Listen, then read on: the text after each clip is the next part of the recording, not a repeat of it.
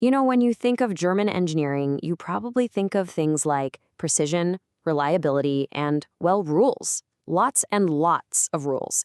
And the German banking system? It's pretty much the same.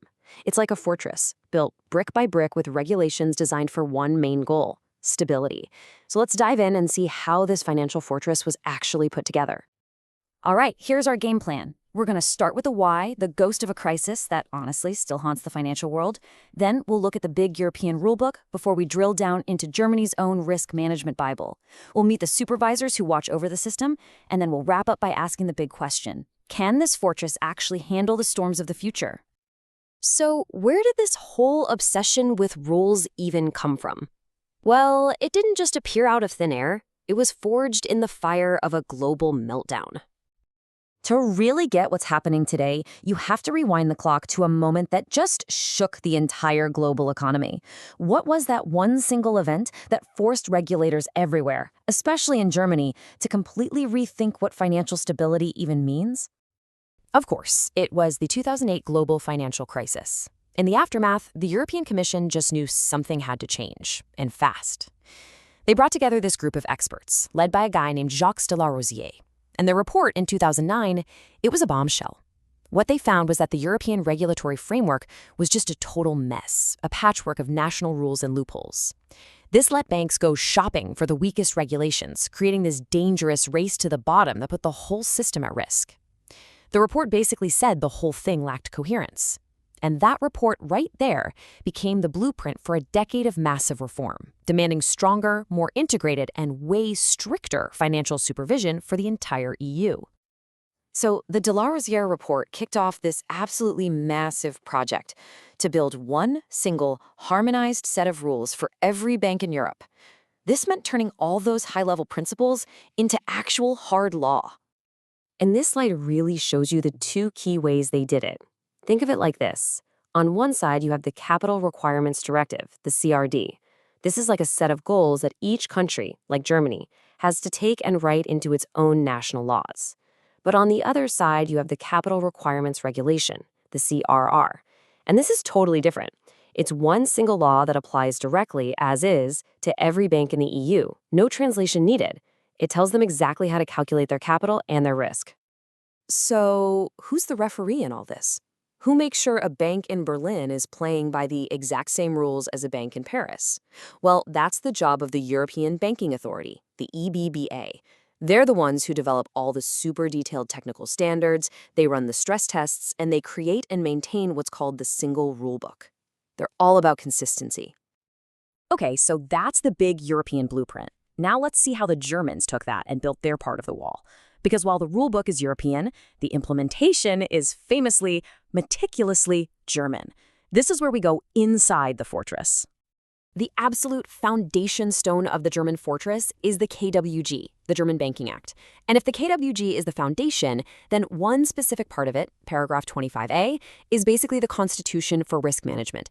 It's this incredibly powerful piece of law that says every single bank must have a proper business organization and the right internal controls to handle its risks. Everything else is built right on top of this. But a law that just says be proper and appropriate isn't super helpful on its own. How does a bank actually know what to do day to day? Well, that's where MARISC comes in. MARISC, which stands for Minimum Requirements for Risk Management, isn't actually a law. It's a really detailed circular published by Germany's regulator, BaFin. It's the official interpretation of paragraph 25A, translating that legal language into a practical, hands-on rulebook. For any risk manager in Germany, MARISC is their Bible.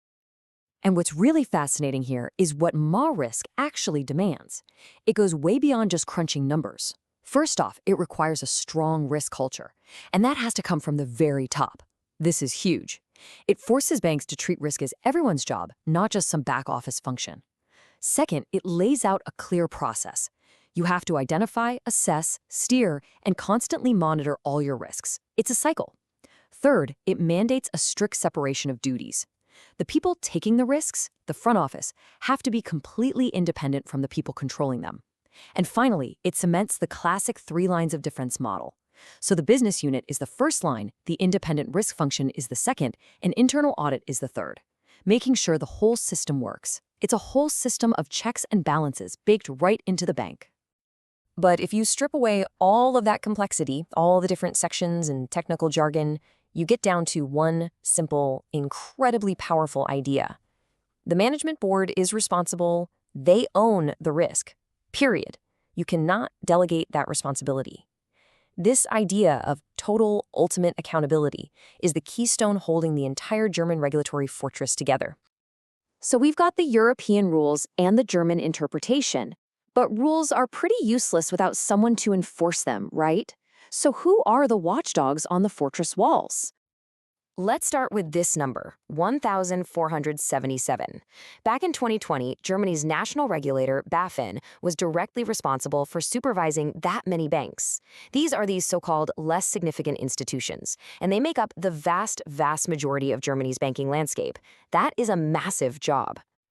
And this brings us to the two-tiered system they have in Europe now. So the really big players, the most systemically important banks, they call them significant institutions. Think of the giants with over 30 billion euros in assets. They're supervised directly by the European Central Bank. But everyone else, all those 1,477 less significant institutions, they're watched over by a national team, Germany's regulator BaFin, working side by side with the German central bank, the Bundesbank. Okay, so this entire intricate system was built to stop another 2008 from ever happening again. But the world's changed. The next storm probably won't look anything like the last one. So how is this rigid framework adapting to new threats? One of the key tools for this is stress testing. See, after the crisis, regulators realized that just looking at what happened in the past wasn't good enough. Stress tests are basically forward-looking fire drills for a bank's finances. You dream up a really bad but plausible scenario, like a deep recession, and then you test if the bank has enough capital to survive it. It's a way to find weaknesses before they become disasters. And now, that same fire drill concept is being aimed at the big risks of today. Supervisors are telling banks to run stress tests for completely new kinds of threats. We're talking about climate change, both the physical risks from something like a flood and the transition risks from shifting to a green economy. We're talking about IT and cyber risks, which is a huge focus of Germany's BaFin regulations, and we're talking about sudden geopolitical shocks. The point is, they're trying to use the tools they built for the last crisis to prepare for the next one. Which brings us to our final big question.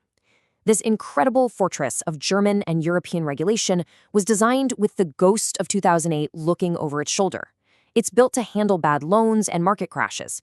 But can a structure designed to fight the last war really defend against the totally different threats of climate change, cyber warfare, or a fracturing global economy? Can this fortress of rules adapt quickly enough for the storms of tomorrow?